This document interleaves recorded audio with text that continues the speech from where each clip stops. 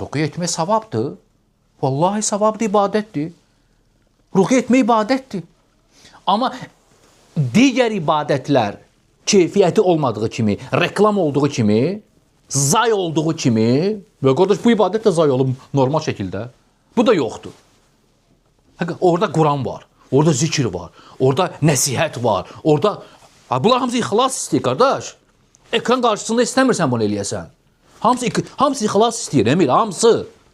Özü də güclü ixlas istəyir. Maksimum gizlin eləyəsən. Sədəqə vermək ibadət deyil. Maksimum ixlas istəyir. Axı, sən gizlədəsən insanlardan. Qardaş, nə insanlardan gizlədmək? Şeytan elə adlardan yaxınlaşıb ki, qoy, baxacaqlar sənə, o bislərə nəfsiyyət eləyəcəksən, tövsiyə olsun, qoy, baxsınlar, öyrənsinlər, nə bilim, nə. Reklam eləyirlər. Ona görə biz bunun əleyhinəyik. Bu kimi surətin əleyhinəyik biz.